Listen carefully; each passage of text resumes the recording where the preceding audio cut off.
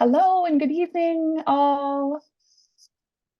We're just going to give folks a few moments to sign in. So hold tight and we'll get started shortly.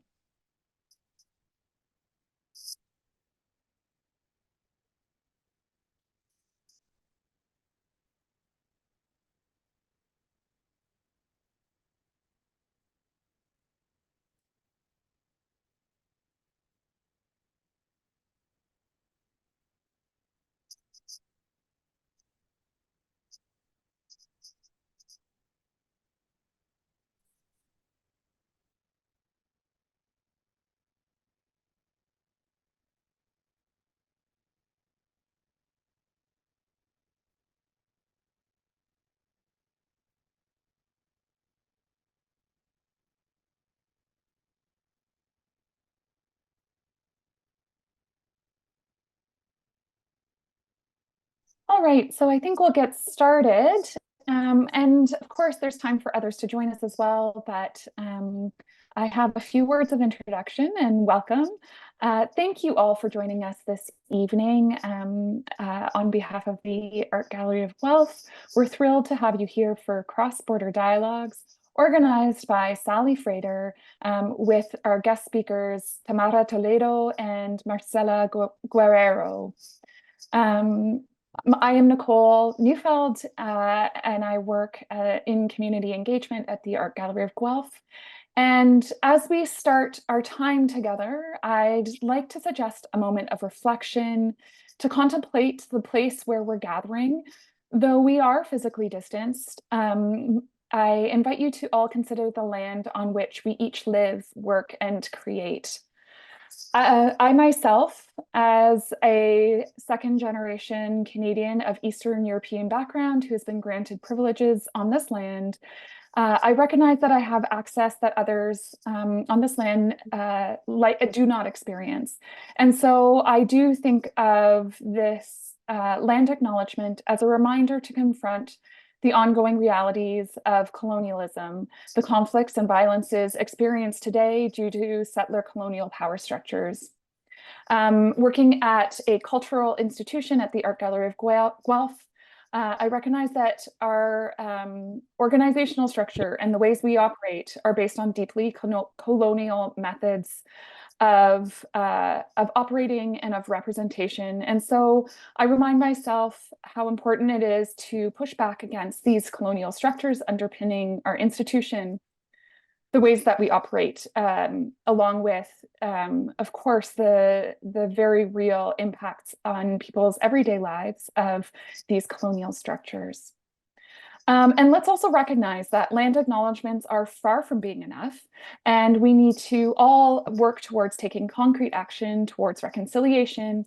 And I suggest that we might do this with intention and gratitude. So here where I am, the place we now call Guelph, Ontario, is on the ancestral lands of the Attawandaron people and Treaty 3 territory lands of the Mississaugas.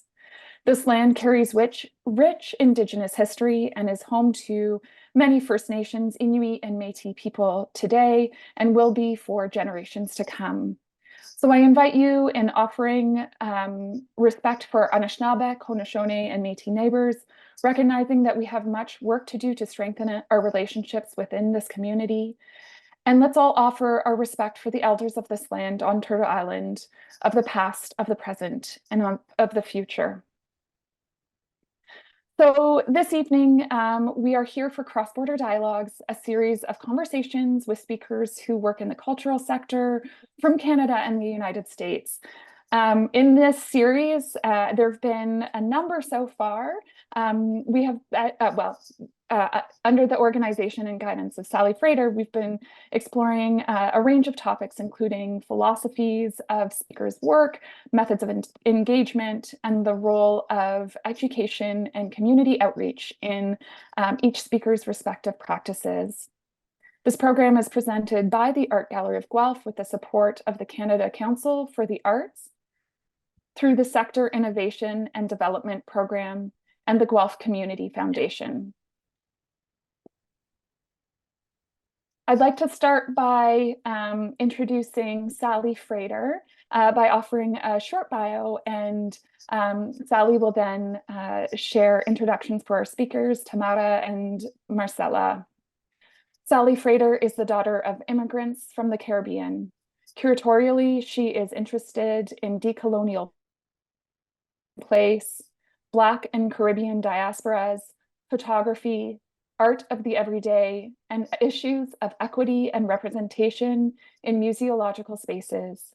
She has curated solo and group exhibitions for institutions such as the Art Gallery of Ontario, the Art Gallery of Guelph, the Ulrich Museum of Art, the Glassell School of Art at the Museum of Fine Arts Houston, Justina M. Barnaky Gallery at the University of Toronto, Project Row Houses, and Center 3 for Artistic and Social Practice. And at the moment, she is now the Senior Curator and Curatorial Manager at the Remy Modern in Saskatoon, Saskatchewan. Thanks for being here with us this evening, Sally. Yes, thank you, Nicole. Thank you for the introduction. And I'm very excited to get to this evening's conversation with two colleagues who I've known and respected for a number of years and who I have been hoping to, I guess, witness them coming together in some capacity for over a decade. So I'm very happy that we're able to do it in this space. I'm just going to turn to reading their bios so that we can start our conversation. But I guess I should mention a few housekeeping things beforehand. People are welcome to submit questions in the Q&A, and what we're going to do is we're going to have a facilitated conversation, and then at the end we can turn to questions from the audience. So I'm going to get started with reading people's bios, and I apologize if I mispronounce anything. I practice beforehand, and then I always choke up when we're recording. But anyway, Marcela Guerrero is the DeMartini Family Curator at the Whitney Museum of American Art, New York. Most recently, she co-curated with Angelica Aberleas, Yana Savdi, Radical Contractions. Guerrero also curated No Existe un Mundo Posturan, Puerto Rican art in the wake of Hurricane Maria, and Martin Gutierrez Supremacy in 2022 to 23. She was part of the curatorial team that organized Vida Americana, Mexican muralists remake American art from 1925 to 1945, and also curated the 2018 exhibition Pacha Jaka Basachai, Indigenous Space, Modern Architecture, New Art. From 2014 to 2017, she was the curatorial fellow for Radical Women Latin American Art, 1960 to 1985, organized at the Hammer Museum in Los Angeles. Prior to joining the Hammer, she worked in the Latin American and Latino art department at the Museum of Fine Arts, Houston. Guerrero's writing has appeared in several exhibition catalogs and in art journals such as CAA Reviews, Art Nexus, Caribbean in Transit, The Arts Journal, Gulf Coast, the Journal of Literature and Fine Arts Interventions, International Journal of Postcolonial Studies, and Dialogo. Born and raised in Puerto Rico, Guerrero holds a PhD in art history from the University of Wisconsin-Madison. And Tamara Toledo is a Chilean-born, Toronto-based curator and scholar, and is currently the director-curator of Sur Gallery. Throughout her career, she has created opportunities for community building and fostered global networks of exchange and solidarity. Her research focuses on hemispheric connections, anti-colonial methodologies, diasporic exhibition histories, and the legacies of the Cold War era in contemporary art.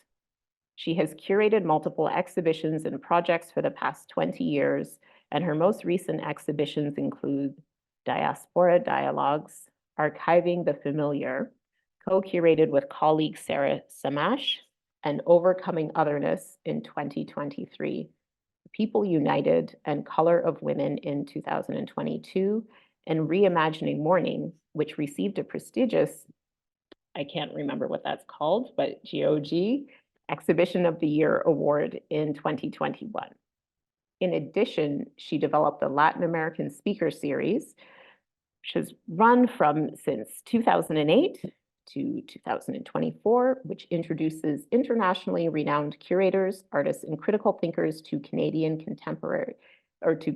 audiences to discuss issues of power, identity, representation, and intercultural dynamics in contemporary Latin American art. Her curatorial and advocacy work is clearly exemplified through the development of various projects such as Art of the Americas, Knowledge series for young audiences at primary and high schools throughout Toronto. That project ran from 2013 to 2019. Mentorship programs for emerging Latinx artists and curators, 2016 and 2020. Positionality, Symposium on Latin American and Latinx Art in Canada in 2021. And most recently, the Digital Archive of Latin American Diasporic Artists in Canada from the 1970s to the present, Archivo. Her essays, reviews, and exhibition texts can be found in various publications, including ARM or ARM Journal, C Magazine, Fuse, Canadian Art, and Latin American and Latinx Visual Culture, Journal of the University of California. She has shared her research across Canada, the United States, and Mexico, and is currently a PhD candidate in art history and visual culture at York University. So thank you again for agreeing to do this. I thought I would begin by asking you what your first introductions to art were. Tamara, I know that you are coming from a making background, and I thought that perhaps we could start with you. Okay. Well, thank you, Sally. Thank you, Art Gallery of Guelph, for the invitation. I feel very lucky, privileged, honored to be here. And thank you also for offering this space for conversation across the border. So my first encounter, I would say,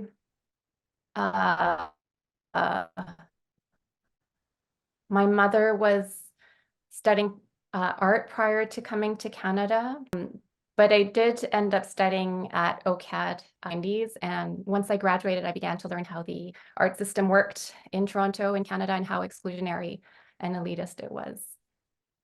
So that's sort of how I was introduced to art.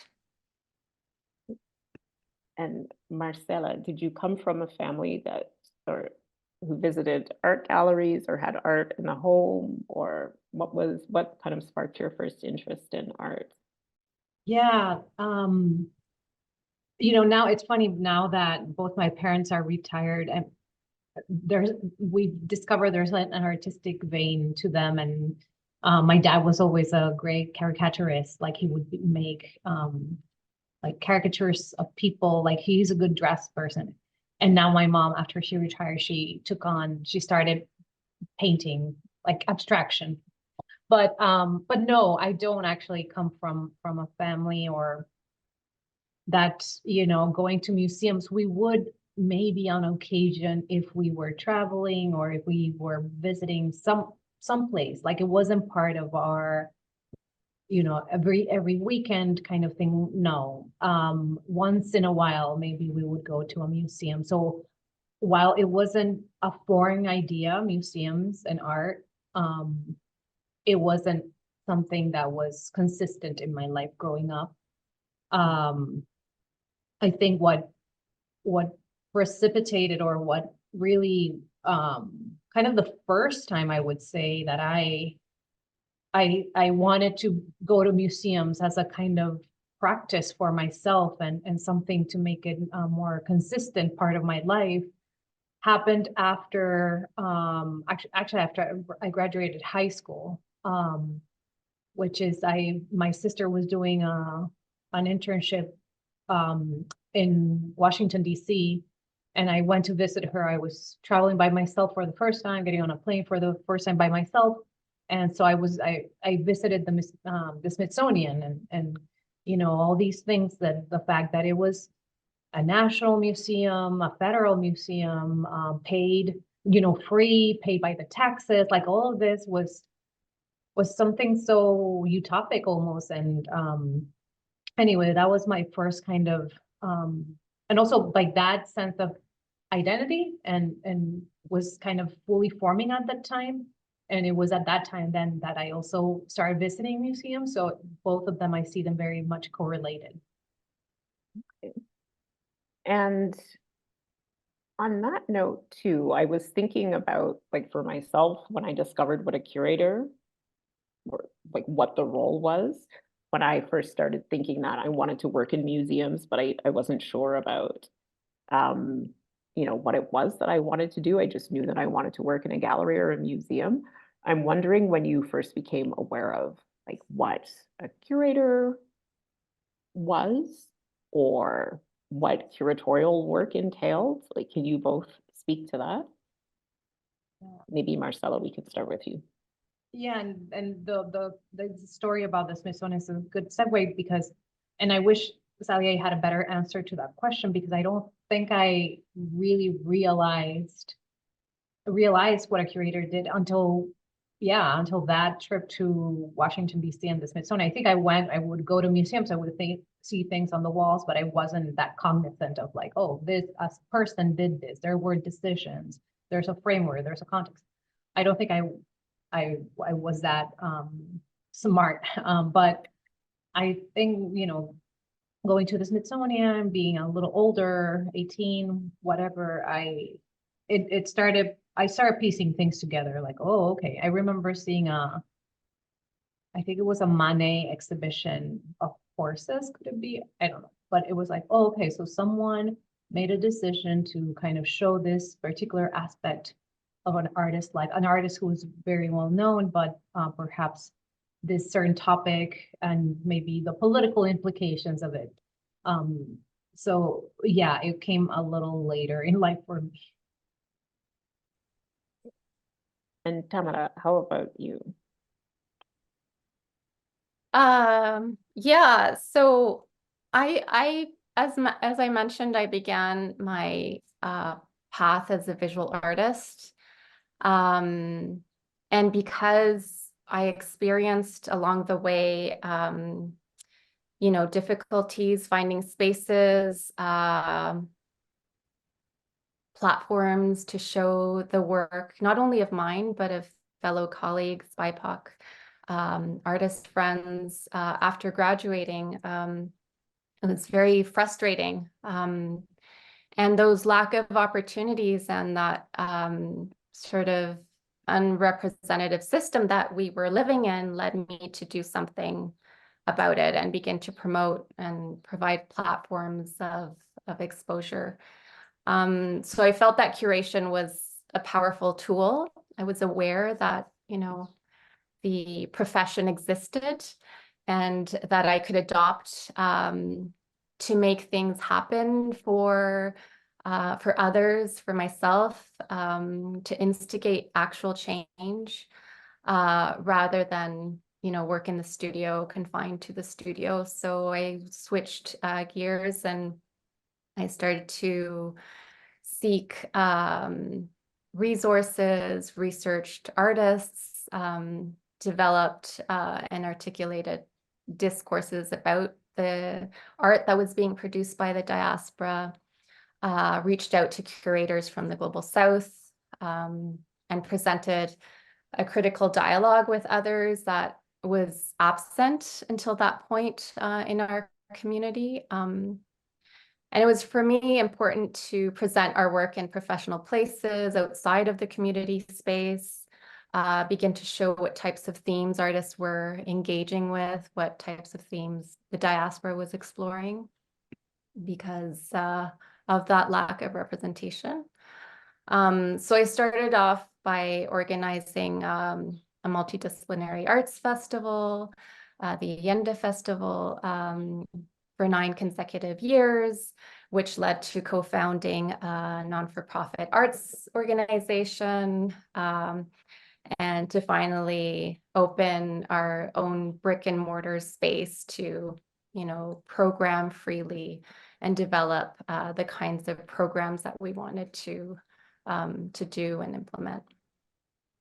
So you did not mention the name of the organization that you organized. So the nonprofit organization LACAP, Latin American Canadian Art Projects, we founded in 2005. And under that umbrella organization, we did multiple different projects throughout the years. And the last project, of course, Sur Gallery, which falls under the umbrella of LACAP.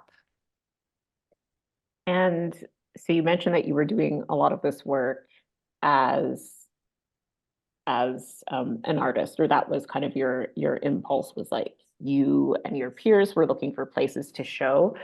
And I'm wondering, while you were doing that work and you're still maintaining an artistic practice, was there a moment when you started thinking, because you mentioned wanting to showcase the exhibitions that you were starting to organize in like a professional setting. So was there a point when you thought, well, I've been doing this, but I want to take on further training as a way of perhaps expanding the skill set that you were developing in doing that? Can you talk about some of the training that you undertook, whether it was pandemic? I mean, I think all of the training, even my training as an artist, has helped me as a curator. I think that that I have the privilege of also having that experience of being on the other sides and understand artists' positionality in that sense. So I graduated from OCAD, as I mentioned, in the drawing and painting department. I spent a few years practicing as an artist, exhibiting, doing odd art jobs, then applied to my MFA, thinking at that point still that I was interested in pursuing a career as an artist, and with the intention to find a teaching position at a university level. But again, very few opportunities after I graduated from my MFA. I wasn't willing to go to the States. I was starting a family in Toronto, and it was really important for me and for us to provide a sense of place and belonging for our children. And today I'm pursuing a PhD at York University, as you mentioned in my bio, and it's really an extension of my curatorial work, exploring the Latin American diaspora in Canada. And in my dissertation, I'm really interested in artists that are shaped by an anti-colonial and anti-imperial framework of study, that is, they're shaped by violence, by trauma, by displacement, and their motivated discourses fall under social and political consciousness. And that's sort of what I'm exploring through the diaspora. One of the reasons why I'm pursuing a PhD later in life too is to expand my knowledge, to have the time to understand the work that I've been doing for all these years. When you're immersed in curating or arts administration and the day-to-day functioning, it's very hard to have thoughtful processes of engagement with your thought process. And also I decided to pursue a PhD because there were very few academic and scholarly writing about the Latin American diaspora in Canada, and I felt there was a gap that needed to be filled. I think that curating has allowed me to dig deep into the research, but that process can be very challenging as well. It's hard to find the resources, the archives that facilitate this type of research when what predominates is a white supremacist narrative. It makes it very difficult to search for knowledge, especially in regards to a diaspora that has been, granted very few opportunities, and there's very little scholarly analysis and archives. There are very few representations within museums and institutions of the diaspora in Canada, and I have found that throughout my career, I've needed to build those spaces, speak my truth. I've needed to share that experience in order to be heard, within a system that which tends to erase, to silence, to obscure BIPOC voices. And yeah, and I think that education is an opportunity to reach younger generations, to offer the insight and the experience that we've lived, the difficulties, the challenges. Hopefully it's easier. They'll probably bump into other obstacles, different ones. But you kind of try to facilitate to make it easier. I'd like to think that my approach is an anti-colonial and an anti-imperial stance. And so, yeah, I think I went way beyond what you had asked, but Okay. I think that it's not only the training, the training that I've received in school, or I think what has been even more valuable is the relationships that I've established along the way, and that's sort of helped me understand the importance of and the responsibility that lies behind a curator. Thank you. Don't answer all of the questions at once. No, it's really good that you brought all of those. I think what your response did was it showed that the work that you're doing is on a continuum.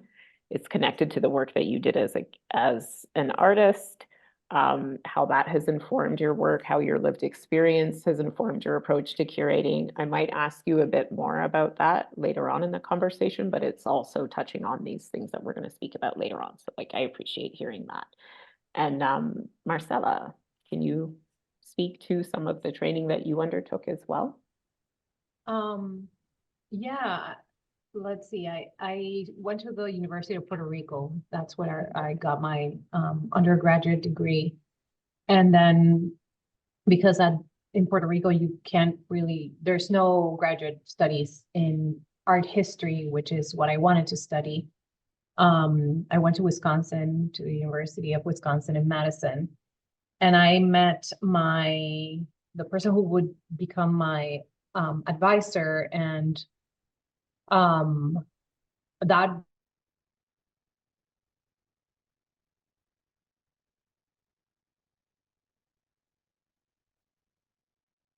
Marcela, we seem to have lost a connection with you. oh, Sally, can you hear me? I can hear you now. Yeah. Oh, that's strange. What was the last thing you? The last thing I heard was when you met your advisor. Yeah. So we'll talk about, or we can talk about mentorship later on, but anyway, she was someone who is someone who I'm in conversations with, and was really important and has been really important in my life. And with her,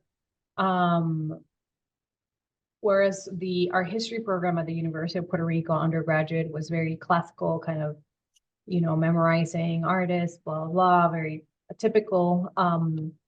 With her, that was kind of and I'm sad to say that it didn't come until graduate school, but really thinking about critical thinking skills and I owe that to her in many ways. And she is an expert in post-colonial studies. And so that's something that has been kind of a continuum in my life, in my career. And I kind of owe her that it began with her. She's also, and this is kind of interesting, I hadn't thought about it until very recently. When I was at UW-Madison, she started the Visual Culture Center. And that idea of art history being an arm or, a part of visual culture is something that I've returned to back again. One example that I can give very specifically is when I did an exhibition last year of Puerto Rican art after Hurricane Maria. How to use art, the visual arts as kind of a force to mitigate the violence that a lot of photography, kind of documentary photography that was coming out right after the hurricane, kind of that disaster porn that was what people were consuming. And the only thing that maybe they saw and knew about Puerto Rico of these images of destruction or corruption or Trump throwing paper towels. So anyway, like having that bigger awareness that kind of came through when I was studying with her and something that I've carried on until today. So you've both touched on your areas of research and some of the things that you attempt to do through the curatorial work that you undertake. I'm wondering if you can speak a bit more broadly about that, about your areas of curatorial focus, where you focus your research, what that encompasses, and your interests, and how you approach exhibitions making. And I'll leave that there for now. And then I'm going to follow it up with a second part to that. I'll start. Sure.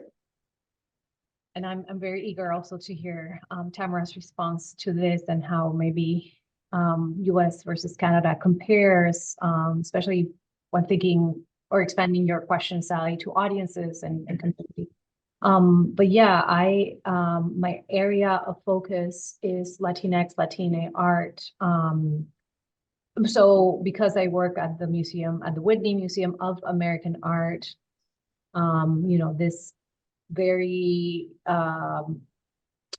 problematic or, fraught concept of American art, which luckily I have to say that I'm part of a generation of Whitney curators who are very invested in unpacking what that means and really looking at the groups that have been neglected and have been left out of that consideration, that concept. And so in my specific area, I work with artists who were either born in Latin America and live in the US, what's considered the geopolitical borders of the US in a traditional sense, or were born in the US of Latin American heritage. That's kind of the area that I focus on.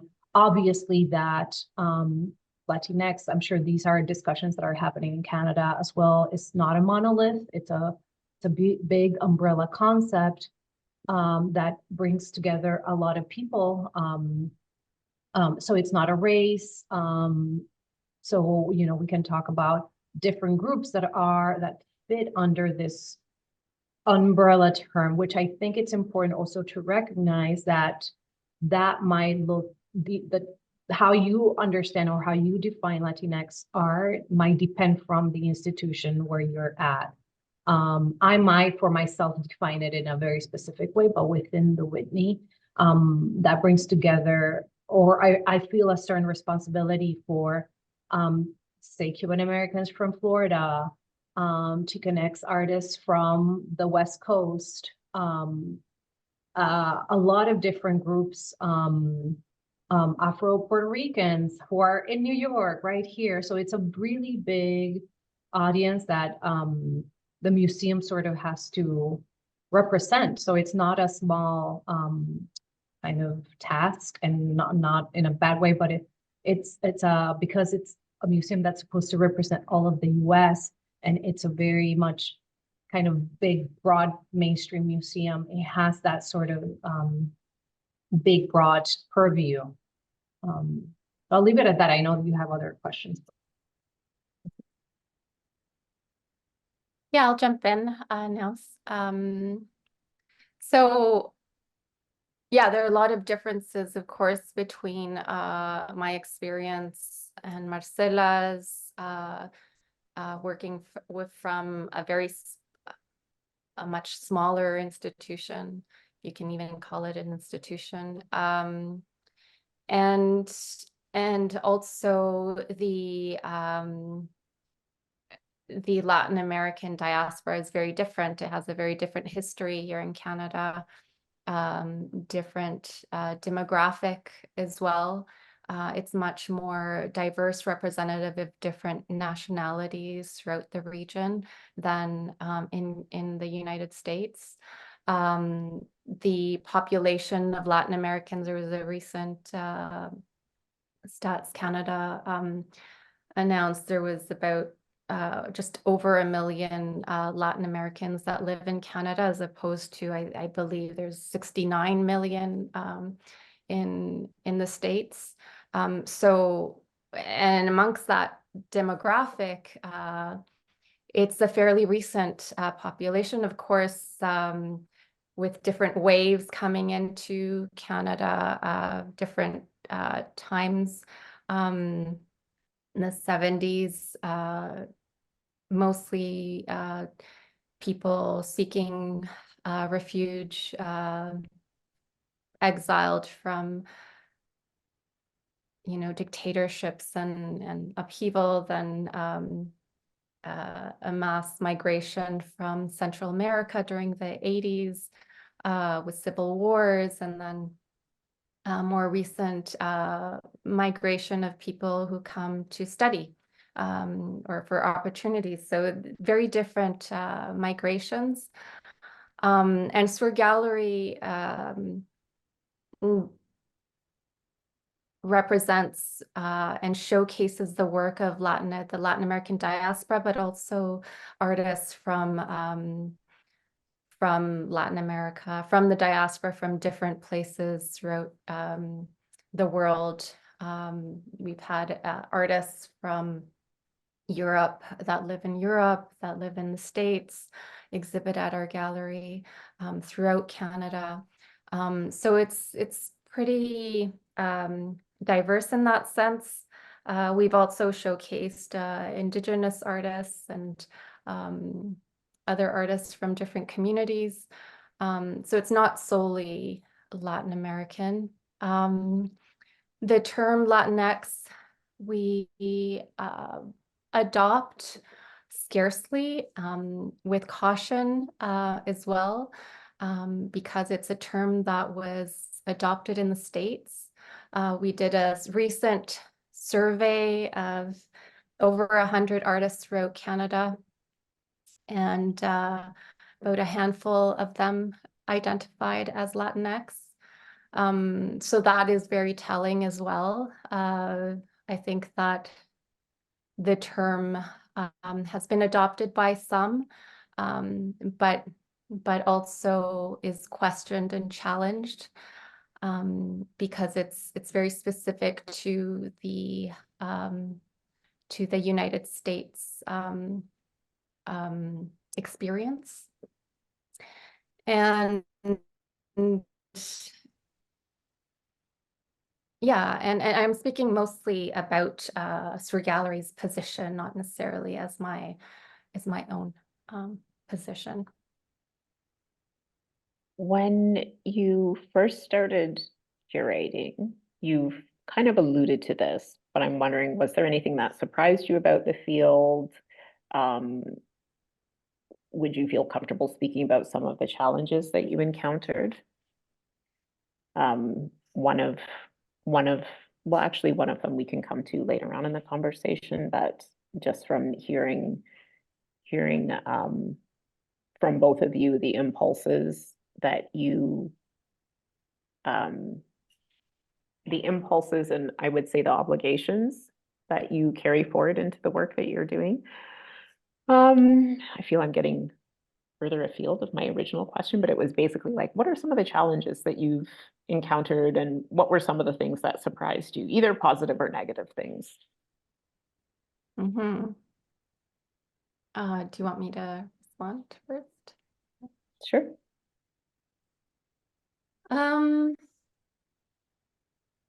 I mean, there's so many. It's so hard, right? Because it's like a 20-year career of ups and downs and things that have been difficult challenges, breaking barriers and encountering more barriers. And so, yeah, I would say that it's been a ebb and flow of barriers.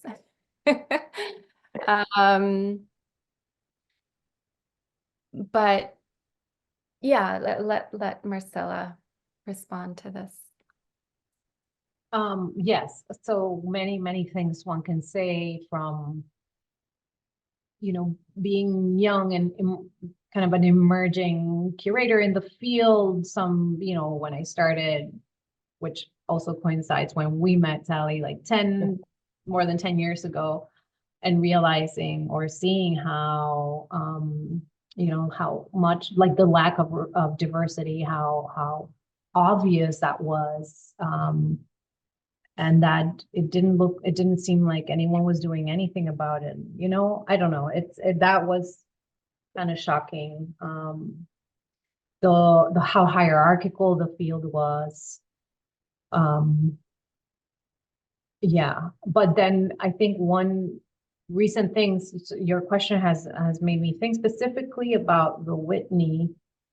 Something so surprising has been kind of realizing how harmful the idea of a canon is. The canon, our historical canon, is something, it's like a shorthand that one, tends to toss and talk about and say and write about, kind of without thinking too critically about it. But in a place where, canons have been built, the ABEX, pop art, minimalism, and then you see how many, how wide it is. You start to question why do we praise canon so much? Why are they so important? And I'm really drawing from one kind of, or several couple of very specific examples of things acquisitions, for example, that I've brought to the museum, where, just to give an example, a very more concrete example, I was trying to bring this work by a Dominican American artist who was working in abstraction, kind of hard edge. But the painting wasn't until 1974. That's when he did the painting. But that responds to many things. That responds to the fact that this artist didn't come to the US until 72, 73, something like that, after the Trujillo dictatorship, because he was, his life was in danger there. And working by himself here in abstraction, in hard edge abstraction, gave him kind of a, as he has said in interviews, sobriety, almost like it was a calm something very calm to his previous life in the DR that had been so chaotic. And so once you take that, life experiences into account, then who cares whether, this example came a little later, a couple of years later than when heritage abstraction was, being done. And then you start realizing like not all groups arrive at a certain art style or whatever at the same time. There are historical reasons for that. And all of them are valid. All of these different expressions throughout time are valid. But anyway, trying to bring that painting was very difficult because people, members would say that it was derivative. These terms are still being tossed around, and or people don't understanding a context or not understanding that a Mayan diaspora in LA is as American as, Polish immigrant story of, some artists from the 1920s, let's just say, so it's a lot of that education that needs to happen and constant justifying that one doesn't need to do for other artists. That was shocking and surprising, and when you have to do that on the spot in the middle of a acquisition meeting, it's not easy. One of the things that I don't know that we always make space to speak about is the additional forms of labor that one has to perform as a curator who's working with marginalized artists or with marginalized communities. And you both have sort of touched on that, where there isn't sort of this history. There's not necessarily this well of knowledge about about other areas. I don't even know how to say this succinctly, but basically there are all sorts of things that aren't taken into consideration that you might be very cognizant of.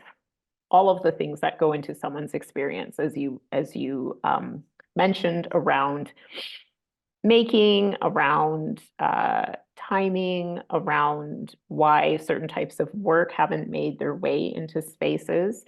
And all of that way, basically all of what I'm saying very inelegantly is there are very specific pressures that racialized curators who are working in mainstream institutions or who are doing this work at all encounter, whether it's being one of the few from your cultural background working in a specific area, being a first. We're still in an era of firsts, which I think will continue on for a while, unfortunately.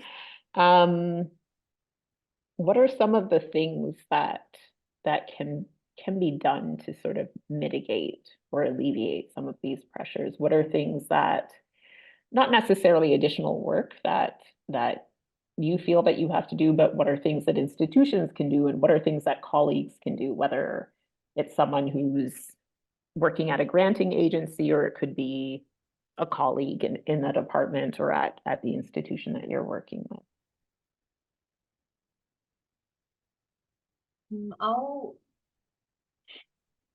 Your question is, I don't think I've wrapped my head around, maybe because I'm in it, right? What I mean, and I'm, if I question too much being the first, I might have to stop. You know what I mean? Like it's difficult to really stop and think about that. But what I think I do for my own sake when I think about that, weight on your shoulders, is there's always been people before me who have done it. And then that I'm not the institution. So I need to remind myself that for my own kind of mental health and sanity, that, you know, in the Whitney Museum for many, many years, kind of neglected to tell the stories of Latinx artists and many other groups for that matter, that is not, I don't have to respond, you know, that's not my responsibility. You know, I'm picking up where when I started, and I'm building. I'm very proud of the work that I've done since I started. So anyway, that's kind of something that I'm constantly telling myself, and yeah, and also kind of sometimes honestly reminding people, like, you know, these questions that you're asking me, whomever, you know, in the institution or outside, you're not asking my white colleagues or my white curator. You're not asking them to do the same type of labor and to justify certain things. You know, sometimes you have to kind of be a little blunt about that.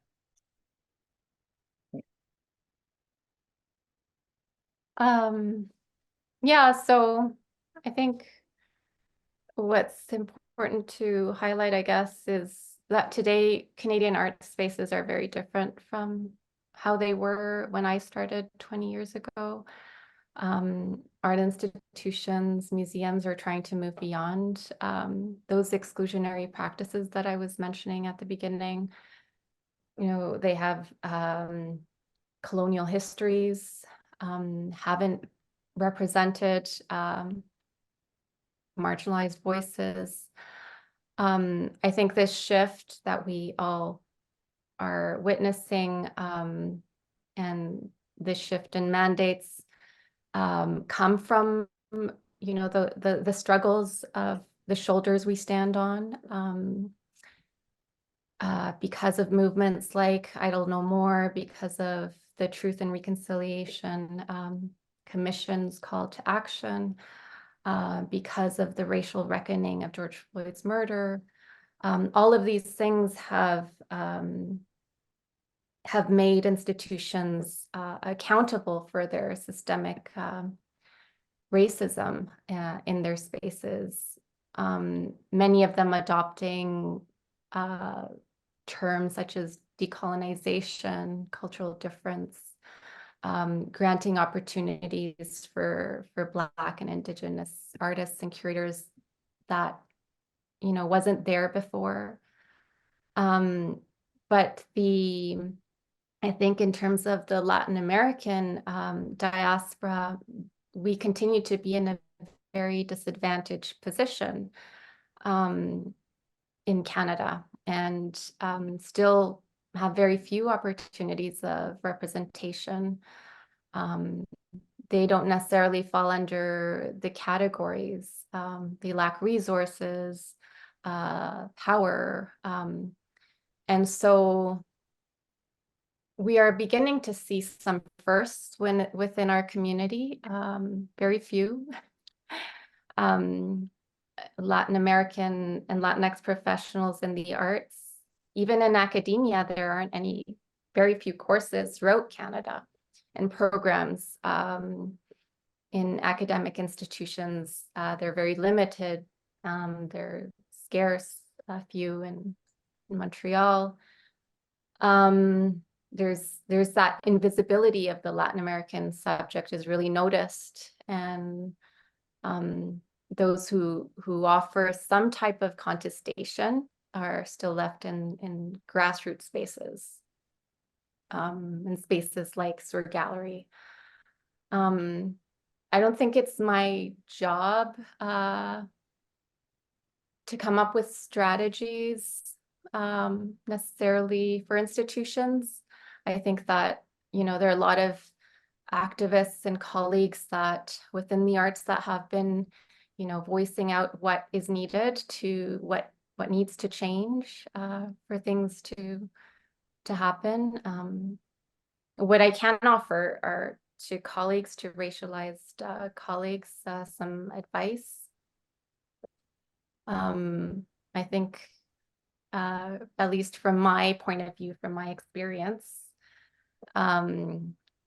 Building community is one thing. It's an important lesson that I've learned, not only professionally, but because I come from an experience of displacement. You know, building community has always become a survival mechanism. You know, as displaced, I left a home. I was left without a community, without land, without cultural references, and I grew up in that. So I really embrace building community. And not only in my professional life, but also in my personal life of building communities with artists, with curators, with allies. And I think that that's really important, particularly because we live in a system that that benefits off of us working in isolation. And that's something that is purposely, you know, promoted, and it's this neoliberal mentality that damages our ability to find purpose in working with others or within community and work within collectivity. I think I can also think of the importance of doing, not waiting for things to happen. You know, stepping out of your comfort zone and feeling vulnerable, being brave to do things, to do those things. I come from a long history of very brave women who are survivors, who I've inherited a lot of trauma, but also their strength and their teachings. And that gives me strength, and brave enough to confront, you know, those inequalities that we've been speaking of. And I think what's also really important is to find inspiration in other things. You know, this environment we work in can, and we talked about this before, can become very toxic. So it's really important to find the time and energy with people, friends, others that are not involved in the arts, and find that time for yourself to be more grounded and become more humble.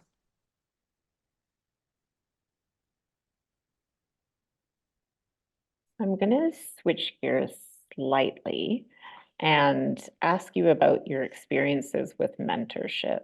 Marcela, you mentioned having a really influential and supportive mentor when you were in graduate school. But I'm wondering, Marcela, Tamara, you did not speak to that as much, but I was wondering, Marcela, if you could expand on that a bit and how that has informed your approach to mentorship. And also, Tamara, I'm hoping you can speak about a lot of the mentorship initiatives that you have undertaken through LACAP and the opportunities that you continue to offer through Sur Gallery and some of the programming initiatives that you've undertaken there. Yeah, I you know, when I think mentorship is such a funny word in the sense that I think everyone kind of defines it a little bit different. And perhaps those definitions are based on someone who did not mentor you, or at least in my case, that's kind of how I define it.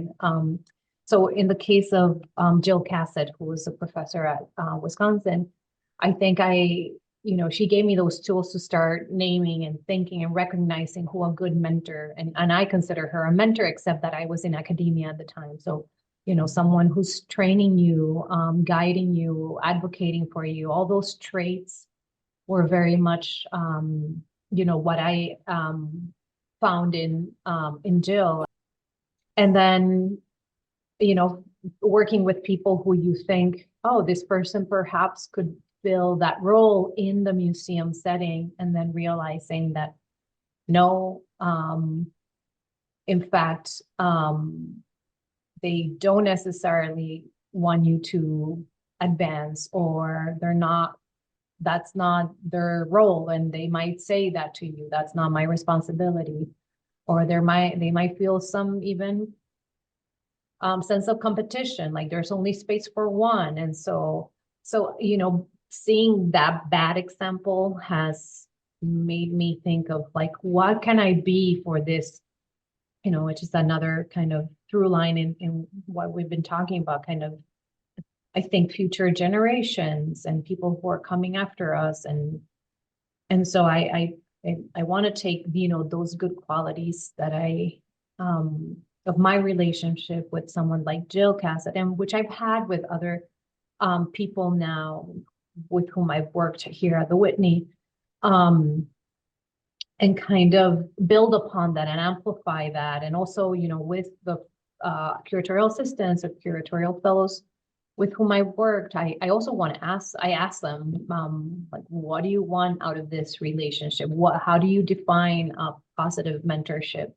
And that's kind of how I've approached building mentor, you know, having mentees, building that kind of relationship. And I think that also becomes a type of community that one is building. And I can see that now different generations that are coming behind me and behind one. And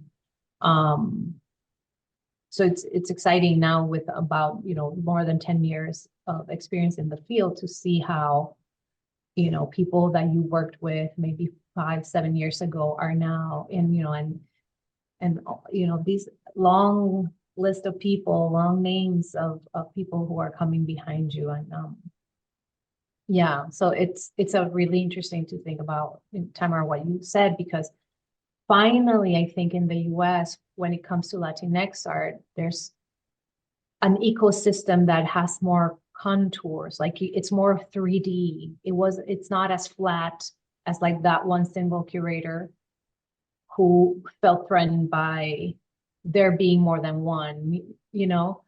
So it's not as flat, it's not one dimensional. Now, you know, now I can see other generations of curators, but also dealers, art historians, program officers and foundations, you know, sorry, I kind of veered and went away and in a different direction, but thank you for the question, Sally.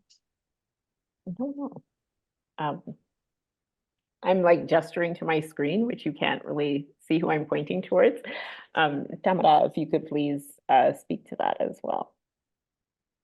Yeah, it certainly resonates with my experience too, in terms of the competitiveness, because it's such a flat terrain, you know, people, the very few token opportunities that there is that competitiveness that happened in the early part of my career. So I didn't really have mentors within the community here in Toronto and Canada that I could, you know, approach. But I did receive a lot of support, especially the first part of my career with the curator, Gerardo Mosquera, who was one of the first people I approached for the Latin American Speaker Series. He's an incredible, the most generous individual I've ever met in the industry. So very, very, very grateful for his support. And I also should mention Pamela Edmonds, who invited me to do the first curatorial residency at A Space back in the day, at the beginning of our career. Sally, that's when I met you. And so I think in terms of mentorship that I've received, those are the things, the people that I recall the most. And because of that lack of positive experiences within my community here in the diaspora, for me, it's been very important throughout my career to offer that to future generations. And I think that I've been doing that from the very beginning, you know, even building platforms. You know, the kind of work that I started off was by providing things for others and offering things for others without the intention of necessarily gaining anything. And that sort of generosity, which was hoping to emulate, that I felt from Gerardo Mosquera to my community. And so, you know, I've mentored and helped and supported many curators, artists, art administrators throughout my career, many of which, as Marcela mentions, you know, have pursued careers and are flourishing, and you know,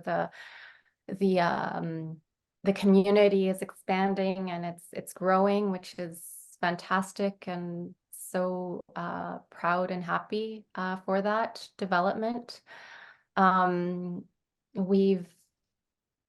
not sure if in the bio it was mentioned, but we have developed 2 mentorship programs at Sur Gallery throughout the years, offering emerging artists and curators the opportunity to have like a 8-month mentorship program designed for them to launch their careers.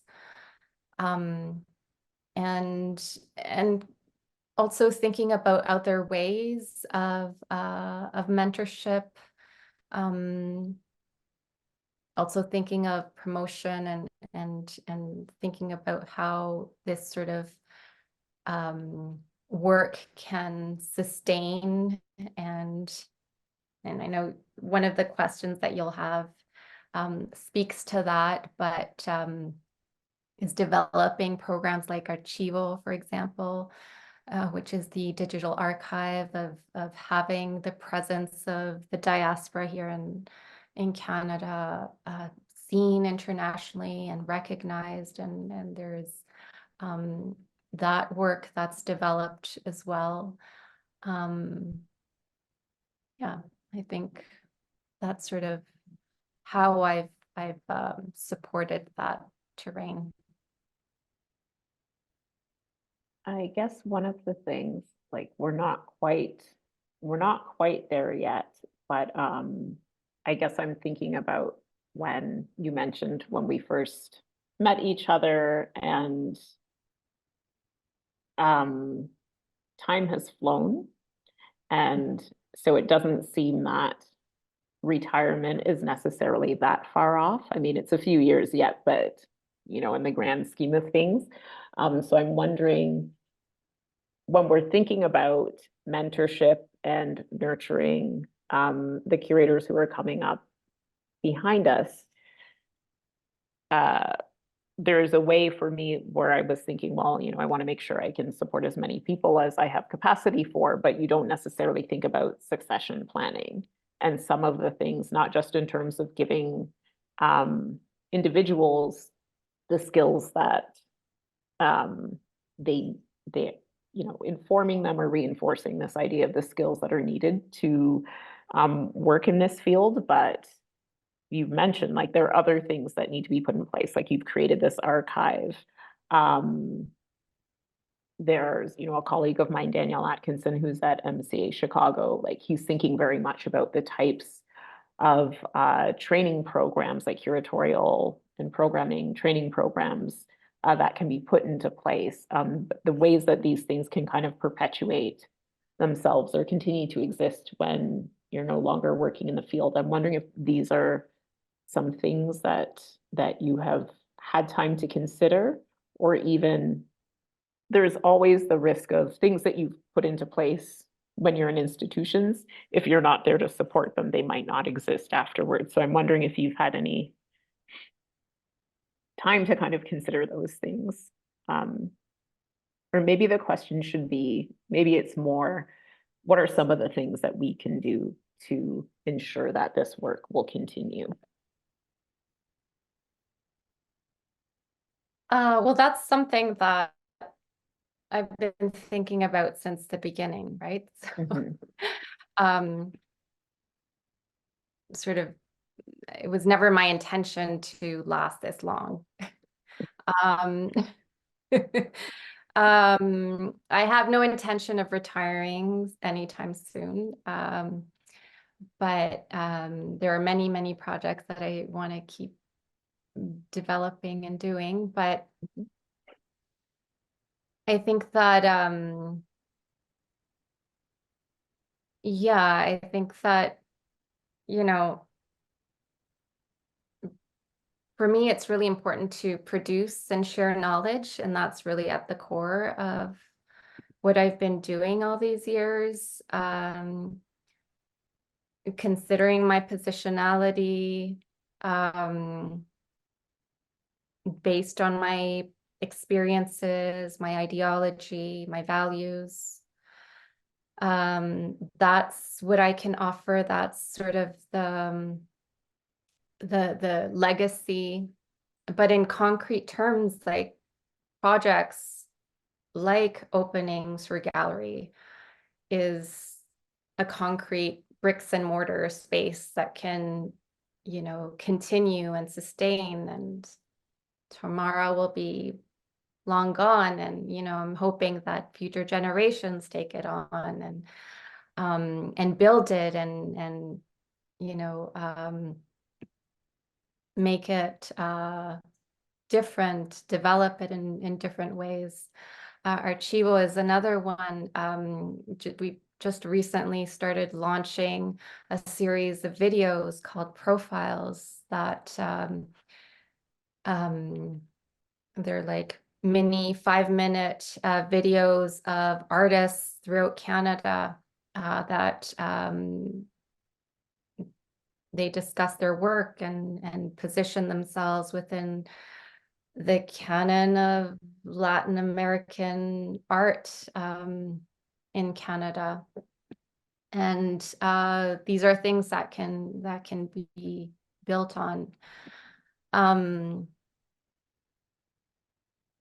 Yeah, I think that for me, it's always been this idea of caring for people, caring for the work, building relationships of mutual respect, of appreciation, putting at the forefront erased narratives, hoping that those narratives are counter narratives to, you know, the hegemonic status quo, and to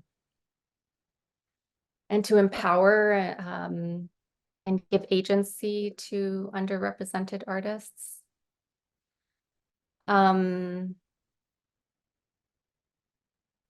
Yeah, if you can go back to your question, I think I'm shifting away from your question. No? No, that's in line with Yeah. what I was asking. I'm just thinking, you know, and I've talked about this of, you know, witnessing this recent shift from institutions to change these codes of exclusion. I still think it's very gradual. It hasn't reached its full potential.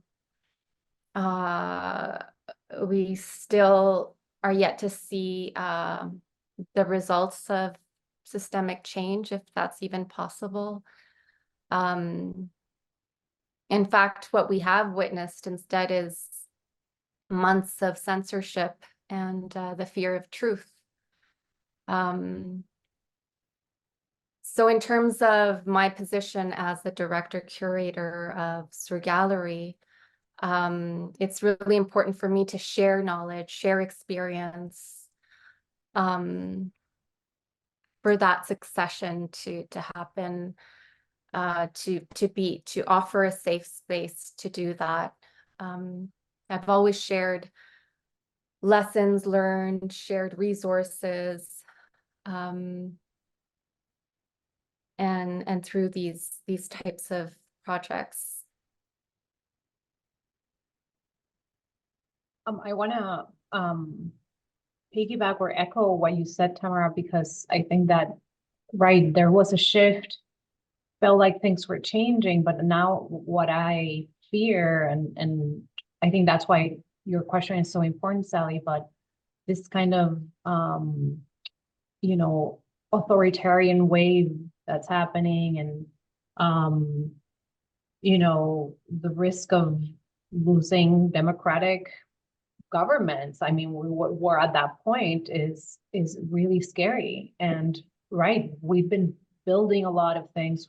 You know, I think the importance of creating these resources that you're talking about, Tamara, are so important. It's like put content out, whether it's through archives, interviews, profiles, scholarship, exhibition, create an exhibition history. You know, just make content, even if it's for future generations to react to and push against, at least there's something to push against. There's an idea out there. So I think that's so important, and the value of your question, Sally. And I also think about, you know, in my position at the Whitney, in terms of collection, right? Like you can think of a collection is a sort of archive, you know, it's materials for people to study and to see.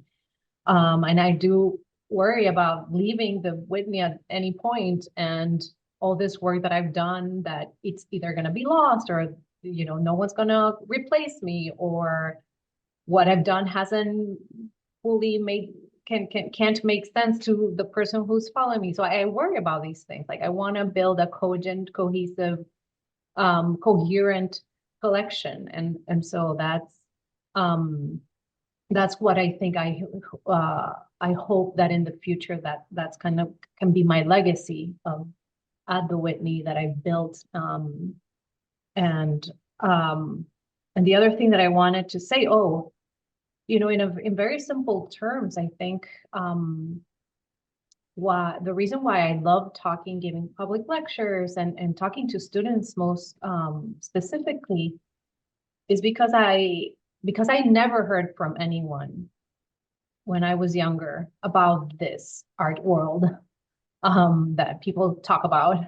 I had no idea, you know, like it's so obscure. Like, what is it? How does one become a curator? How does, and for artists especially, also, I'm sure that they don't know how one gets into a museum. Like, so when I give presentations to students, I say, I want to demystify the artwork for you. You know, this is what I do. This is, you know, how we acquire works.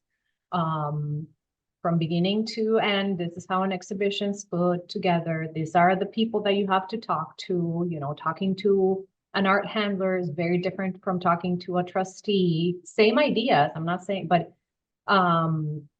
the delivery might be different, or the information that a person might need with, anyway, I'm digressing, but all the different sort of skills that no one teaches you, but you know, I love talking about this, and I think that's part of, it goes to the heart of your question, kind of this succession of it. I'm just like, put content. The more ears that can hear me, it's my little granito de arena. It's like my little contribution to ensuring that, you know, there will be people behind me. I just wanted to add a little bit, Sally. Because piggybacking on what Marcela also mentioned of this resurgence of fascism in the world.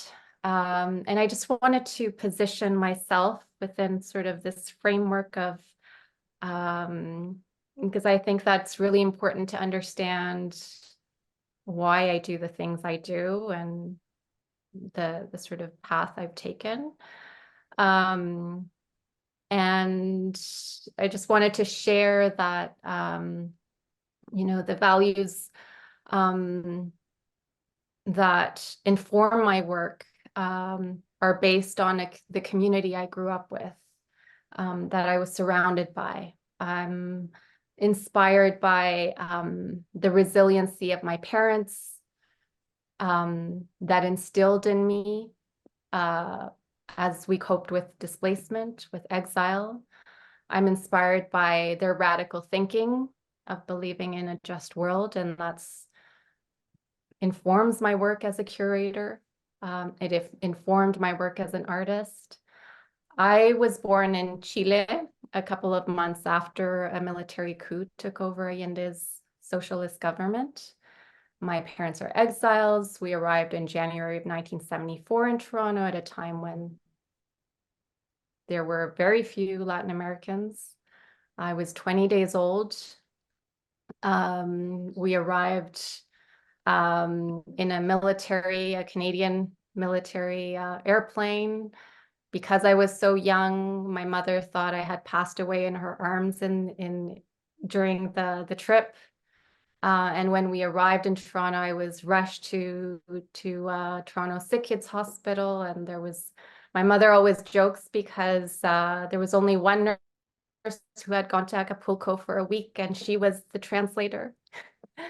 I grew up in Vancouver in the 70s, in the 80s in Toronto.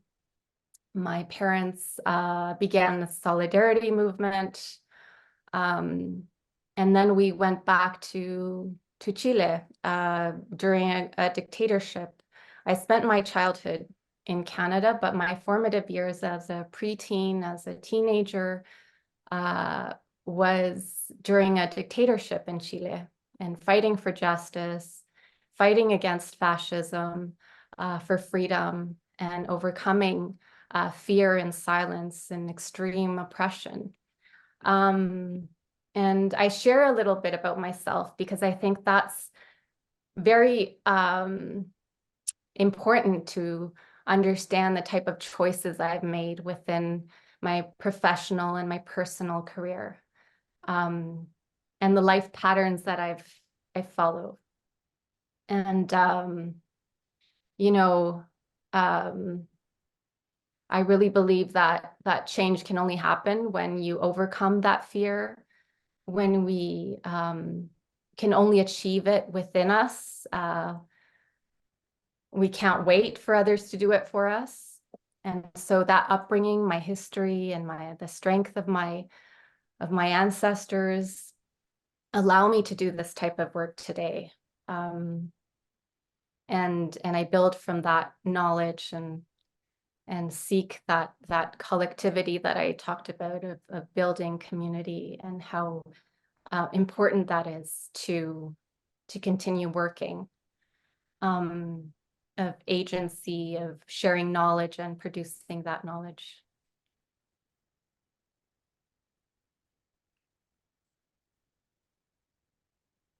Thank you for that.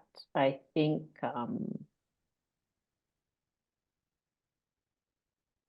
there are often all of these things that we carry with us. And I think for many people who are working in the field, I was thinking about this while both of you were speaking, all of the things that we carry with us, and not just individually, like collectively as communities. For many of us who are working in the field, one of the things that we often do is we talk about the limits of art. But I think that one of the things that it affords us is the possibility to imagine new ways of being, and to kind of exist beyond the spaces that are right in front of us. And I think that there are ways that, like Marcela, you were saying that your family didn't necessarily visit museums a lot, but I think there are things that our parents imbue us with that come out in the work that we do. Like Tamara, you've spoken about it very beautifully and clearly and succinctly. That is one of the things that I really treasure and feel very privileged to be able to do in my work in the field as a curator, in meeting with others who are generous enough to share their experiences and their stories with me.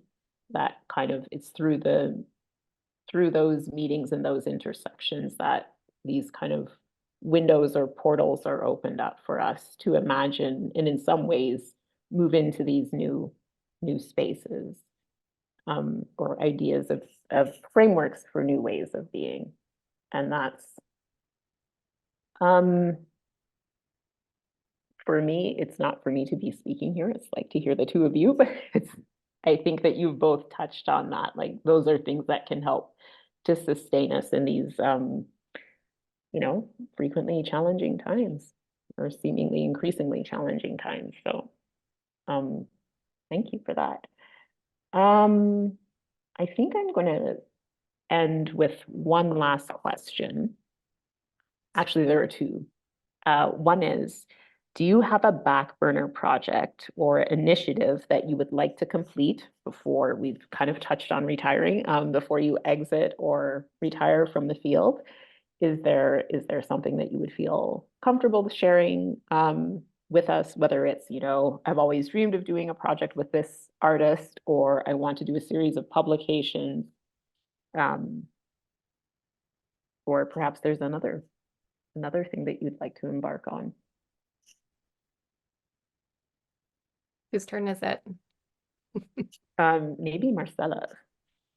I mean,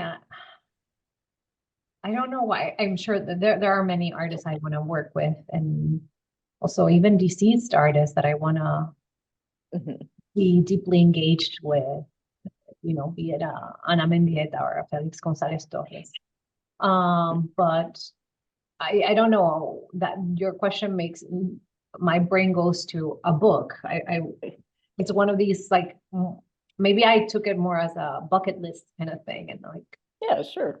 I think a book, okay, and I'm not gonna pitch my book proposal here. But I think one of the ideas that I'm really interested in thinking about, or more than writing the book, is really having the space to think about a possible book, about a possible body of scholarship that can fill a void that I see present. So,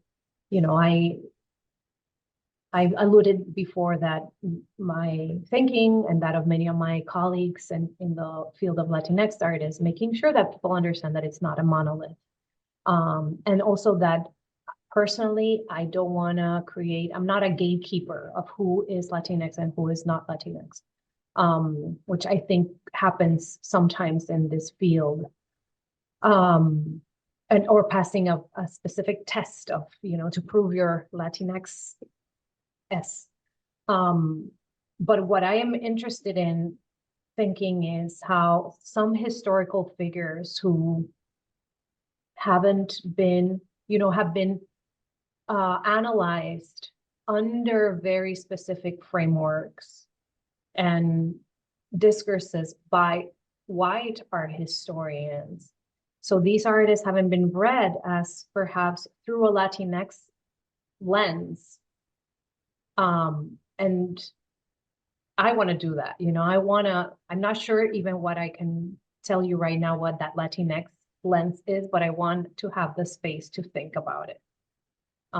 So anyway, I that's a little kind of all over the place what I just said, but basically a book, give me the space to think and create a body of knowledge, which I think I'm doing in other ways. Yes. Curatorial career, but anyway, that's when I think of the sunsetting of my career, I see myself in some writer's retreat doing this. Thank you.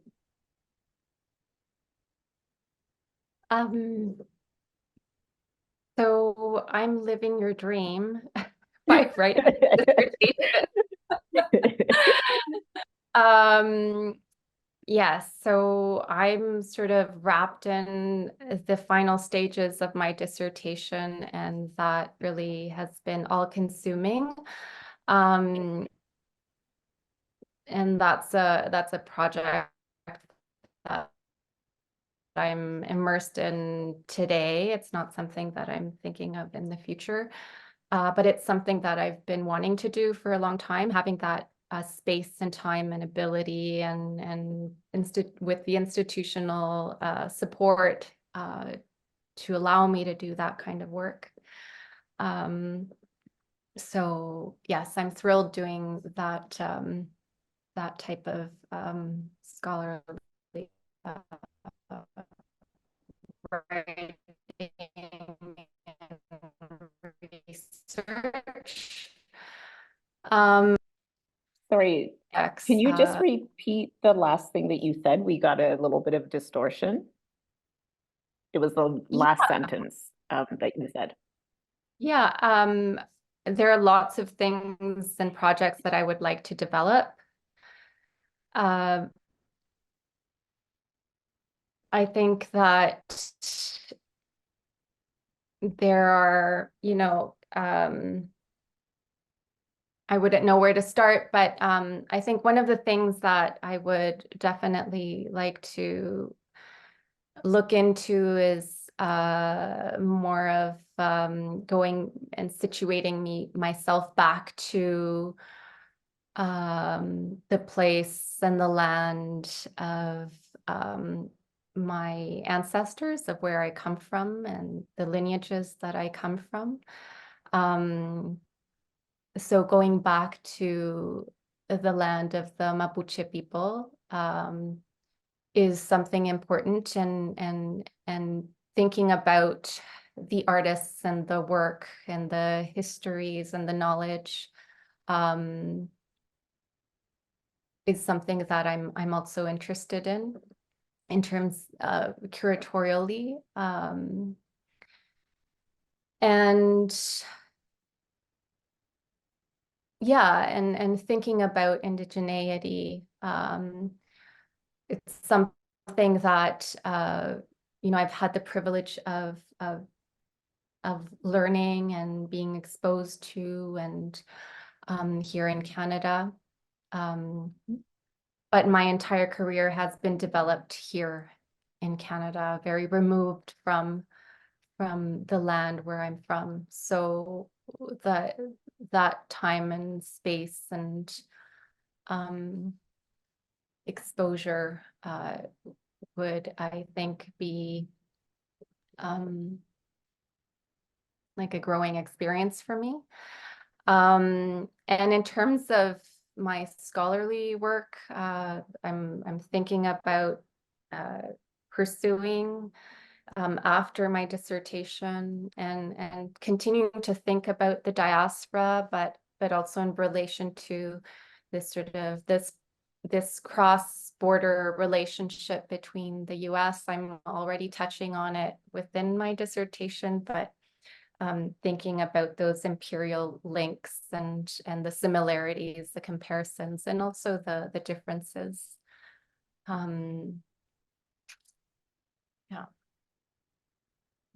Thank you. I'm going to ask two last questions, and then I think we're going to end.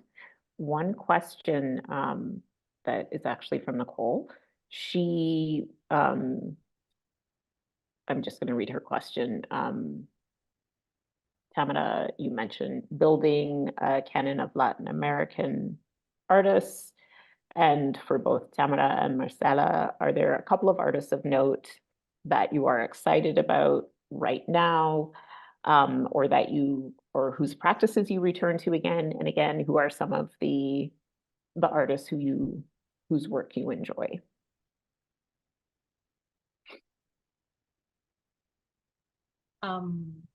That's an interesting question, because I was thinking of this artist while Tamara was talking, and someone who I would love to work with at some point is Cecilia Vicuña. Chilean artist, has been in New York since the 80s. Obviously, I don't think that, I think everyone knows her pretty well. But there's something, her work varies so much.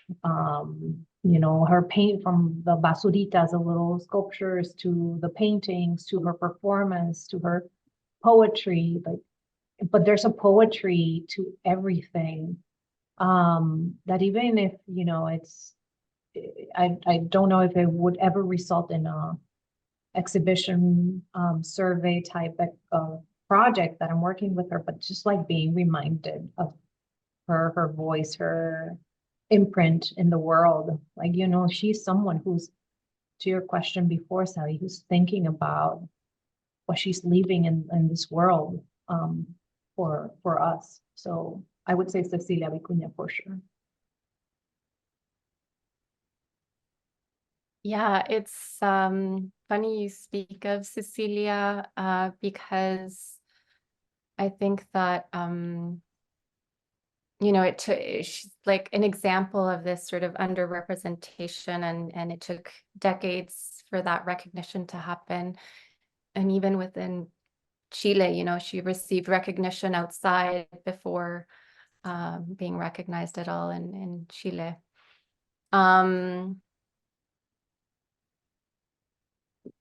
Admire her work tremendously, and I'm just trying to think of an artist that I recur back to, but thinking about the diaspora here because that's sort of my focus.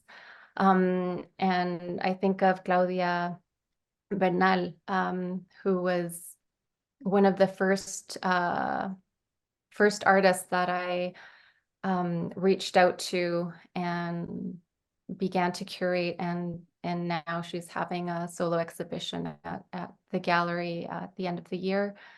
And I'm writing about her work. So she's very much part of this whole trajectory, and has inspired me. Her performance work, her installations, inspired by literature, by feminist practices. Yeah, she's has been an inspiration. Thank you. So my last question to both of you is, what are your, this is a very broad question, and it's kind of a big one. What are your hopes for the field? Like, what are some, maybe not some of, or like, what is one change that you hope to see?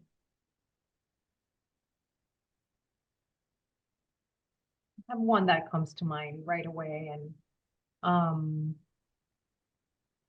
well, I guess, you know, picking up on something we said before, that the word that can continue.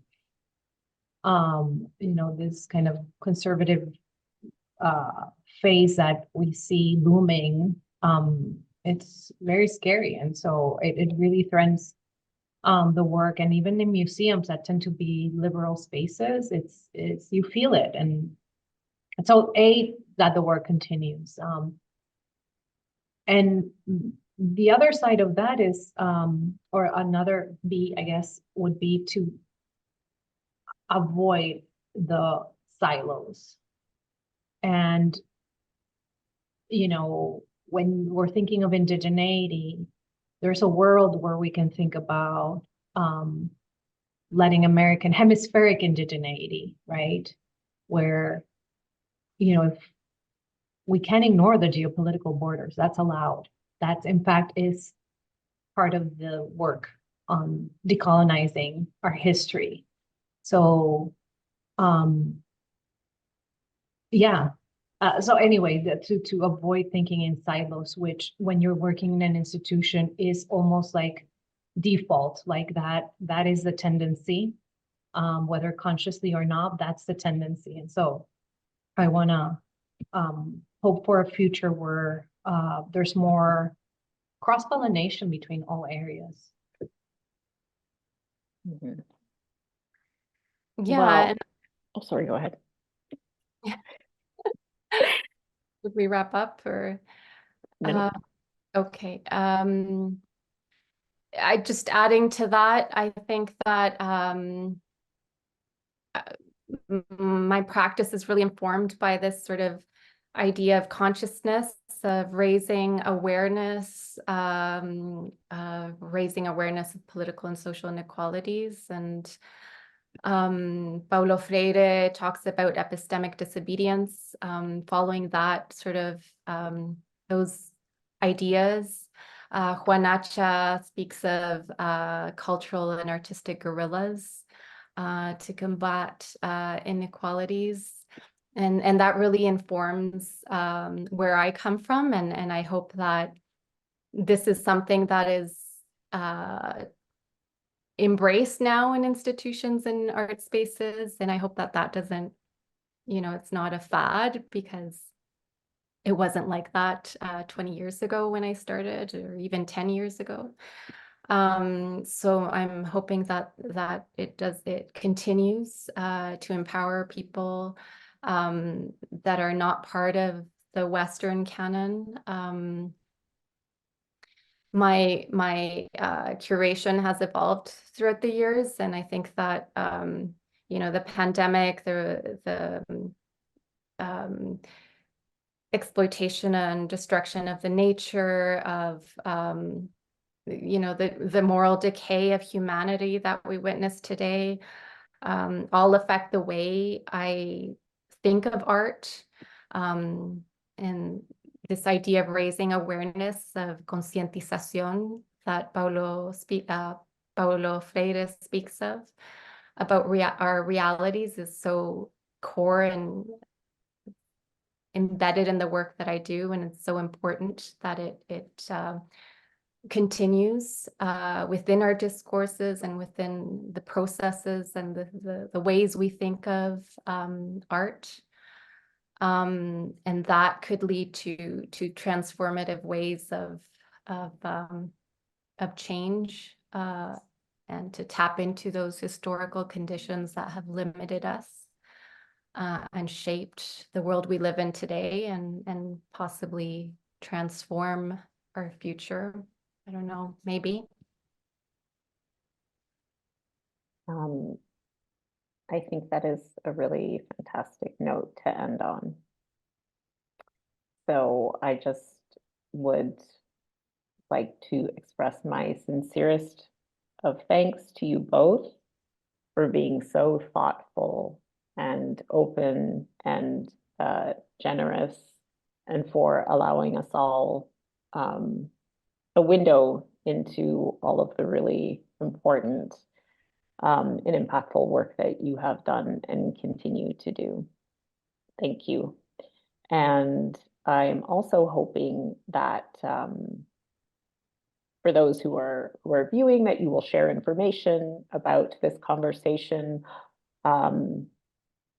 All of the conversations in the cross-border dialogue series that we have done to date have been logged and posted on the Art Gallery of Guelph website. And you can also revisit the gallery's website and look at the cross-border dialogues page to find out about upcoming dialogues. So thank you to everyone who joined us this evening, and thank you again to Tamara Toledo and Marcela Guerrero. Have a good evening.